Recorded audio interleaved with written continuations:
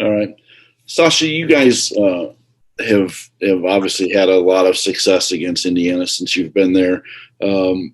What is it about this specific team right now, though, when you look at them? Is there anything new or different that you can look at and try to attack or do anything differently, or is it still sort of status quo from when you saw them several weeks ago? Um, I think it's relatively the same. I think obviously they have one of the best players in the country in Jackson Davis, and they're just a talented team. They play really, really hard. They're a good defensive team when you get them in the half court. They're obviously going to, make this game really tough. And, you just got to be ready from the jump and, making sure that we play tough, physical, and because that's the type of game it's going to be. How I know this has been a strange season all year without fans around and such, but uh, can you imagine a Purdue Indiana game with nobody there tomorrow? I mean, that's got to be sort of the catch all for for the last of all this, right? Yeah, it was definitely different and definitely weird when we were down there in Bloomington for the first game.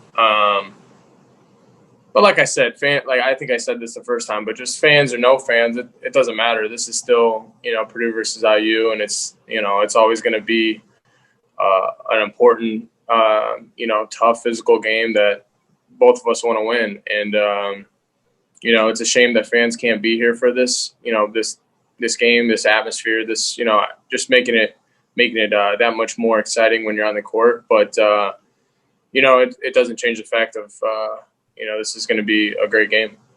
Well, what is it they do defensively that makes it the most difficult for you guys as guards? Yeah, they really, when you drive, they really, jump to the ball and help. They're really help oriented. They make post ups, post catches really tough.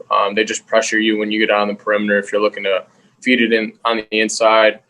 They do a great job of just chasing off screens and just making it physical. I think they're just a tough team that they just try to make everything tough on you and try to take you out of what you want to do from an offensive standpoint. And you've seen they've had some success against some good teams on that end of the floor. So just making sure that we execute, cut hard, and do our job on the offensive end. I think we'll be okay. And lastly, they announced yesterday that the Big Ten tournament there will be some fans there. Are you kind of looking forward to that, or have you guys just sort of separated this as just getting prepared no matter what? Yeah, like I said, fans or no fans, it's we still got a job to do, and we have some goals in mind, and we're going to reach them. But it's definitely going to be a cool thing to see some fans finally and see more than just friends and family and however many people that we get here at Mackey and some other places. But that bigger crowd is going to be cool to see, and I'm excited for it. Thank you, Sasha. That's all for me. Yep. Dakota? Hey, man, obviously this game is what it is. Like you said, it's always a big game, but you guys are also playing for a double bye in the conference tournament. Can you talk about just the focus you need to have, not only on, continuing to win in this rivalry, but to get a double bye in the tournament? Yeah, it's huge. It's huge. I think that's really important for us going into the Big Ten tournament. I told the guys earlier, this summer and, in the fall, like we have the potential to be one of those top four teams. And I really believe that. And I thought that we could do that. And, now that we're here and we're so close to doing it, we just got to make sure that we finish it and, get to that seed or whatever it may be. But this game's also huge for us just from an NCAA seeding perspective. And, we just want to constantly keep moving up and doing whatever you can to put yourself in good position for the NCAA tournament as well. So it's kind of, we're looking all over the place, but, we're really just focused at tomorrow at 2:00. What do you guys need to do to duplicate the success that you had in Bloomington? Yeah, like I said, they're going to come out and make it tough and physical, and you just have to match their energy, match their, physicality, and, a team that doesn't take it to the other first, I think is is the team that's not going to have the most success. And you know, just coming out, making sure that we fight them, making sure that we make everything from a defensive standpoint, just making it tough and executing on the offensive end. I think that that's what we need to do. Appreciate it, man. Yep. Brian, Mike, you guys have anything for Sasha? Yep. Yeah. Hey, Sasha. Hey, how much more balanced are you guys offensively right now? You feel like it feels like 6 weeks ago, you guys you kind of needed Travion to get 20, 25 a game. Now you got 16 in the last game. Jaden's scoring, pretty well. Obviously Zach gets 21 the other night. Do you feel like a more balanced offensive team right now? Yeah, I would think so. I think we're just maybe not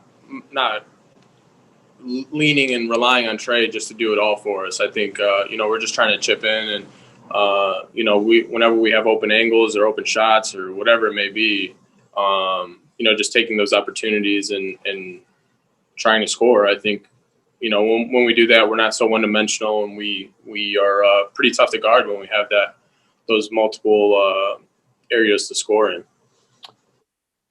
Is that something that was particularly important moving into the postseason, in terms of having more, I guess, people empowered or whatever as part of your offense?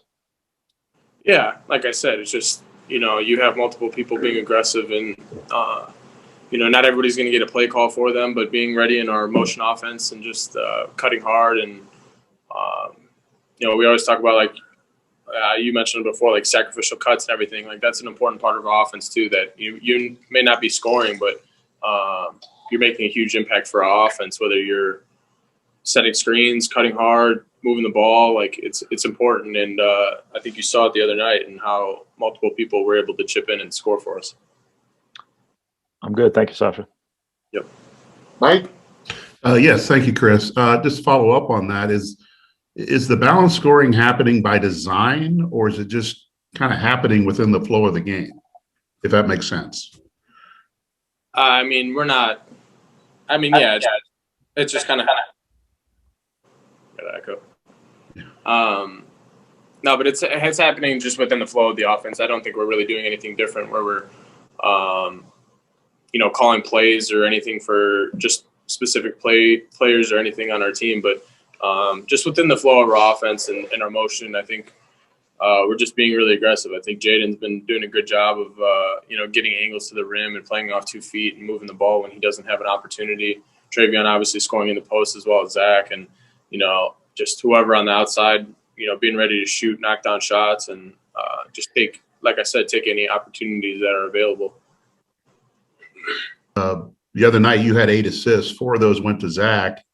What impressed you about what he did the other night? Yeah, he was just ready to play. I think he did a great job in that first half of just sealing deep. And, it's pretty easy to get assists when you have a 7'4" guy just, looking you in the face and having people buried behind him. So, he makes my job a lot easier throwing it into him. So if he's able to catch that, make a quick move, go, get a layup, get a dunk, a quick post hook or whatever it may be, he did a great job of that in the game. And especially in that second half as well, just making sure that he finished toward the rim and getting easy ones for us. Yeah, and just to follow up on something you said earlier, that you thought in the summer this team could reach a double bye in the Big Ten tournament. Why did you think that? I mean, we know the freshmen are talented, but what led you to believe that this would be possible? There's just a mix of things. Like, I think everybody kind of counted us out after our last year and how poorly we played in the Big Ten. And, I sent the guys a lot of, screenshots of a lot of, experts and what they've picked us to finish this year in 9th, 10th, 11th place or whatever it may be.